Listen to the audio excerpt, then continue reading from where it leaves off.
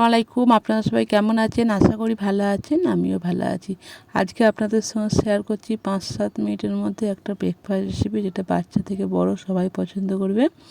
হাতে কম সময় থাকলে এই রেসিপিটা বানিয়ে ফেলতে পারেন। তার জন্য এখানে আমি 4টে পাউরুটি নিয়েছি। অবশ্যই পাউরুটির দরকার। আমি এখানে 4টে নিয়েছি, আপনারা চাইলে এখানে কম বেশি বাড়িয়ে কমে নিতে পারেন। পাউরুটির ধারের অংশগুলোকে আমি এইভাবে ছুরির সাহায্যে কেটে নিচ্ছি। কাটা হয়ে গেছে, দেখুন। এটা আমি সাইডে রেখে দেবো। রেখে দিয়ে আমি আর একটা জায়গা নিয়েছি, তাতে দেখুন একটা ডিম দিয়ে দিচ্ছি, তাতে পরিমাণ মতন চিনি।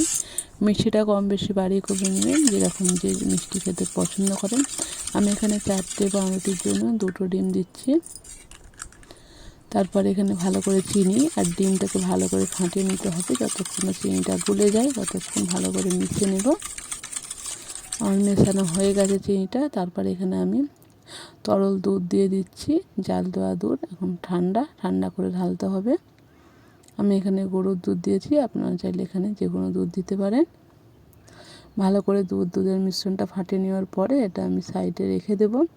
আপনারা চাইলে সঙ্গে সঙ্গে করতে পারেন, কিন্তু আমি এখন যেহেতু ইফতারের টাইম রান্নাবান্না করছি, তারপরে আমি শেষে করেছি এটা। এখানে সামান্য জিরা গুঁড়ো, সামান্য লবণ দিয়ে আবারও ভালো করে ফাটিয়ে নিচ্ছি। আর ওদিকে কড়াতে আগে থেকে তেল দিয়ে ভালো করে গরম করে নিচ্ছি। তেলটাকে ভালোভাবে গরম হয়ে যাওয়ার পরে, আর এখানে দেখুন এটা কিভাবে করছি, ভালো করে দেখবেন, দেখলেই বুঝতে পারবেন। প্রথমে একটা পাউরুটির ওপরে ডিম আর দুধের মিশ্রণটা এভাবে দিয়ে দিতে হবে। এভাবে দিয়ে তার উপরে আর একটা পাউরুটি দিতে হবে। এইভাবে সবগুলোই যটা পাউরুটি নেবেন সবগুলো একইভাবে করে নিতে হবে। কিন্তু আবারও এর উপরে দুধ আর ডিমের মিশ্রণটা দিয়ে দেব। এই রেসিপিটা কিন্তু খুবই মজা, বাচ্চারা বেশি পছন্দ করবে। হাতে কম সময় থাকলে বড়রাও খেতে পারে, এতটাই টেস্ট হয়। এইভাবে সবগুলোই আমি করে নিচ্ছি।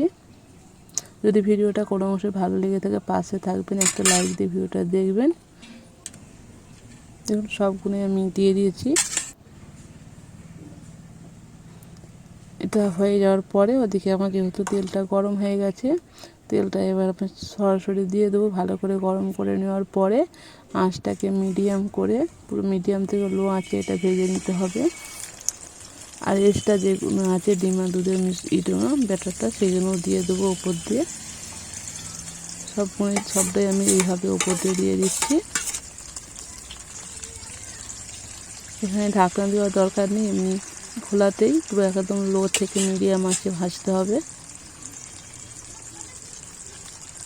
আমার যেহেতু হাতে ক্যামেরা ছিল, আমি 2 হাতের সাহায্যে করতে আমার একটু অসুবিধা হয়েছে এক হাতে।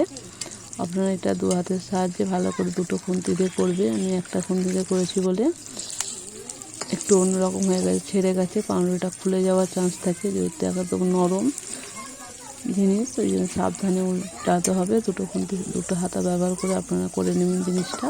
এভাবে উল্টে পাল্টে সাইড দিয়ে লাল লাল করে ভেজে নিতে হবে, যাতে পুরোটাই লাল হয়ে থাকে। সাইডের গুলো আমার তৈরি হয়ে গেল পাউরুটি দিয়ে মজার নাস্তা রেসিপি। আশা করি ভিডিওটা ভালো লেগেছে। এখানে আমি ভিডিওটা শেষ করছি। সবাই ভালো থাকবেন, সুস্থ থাকবেন।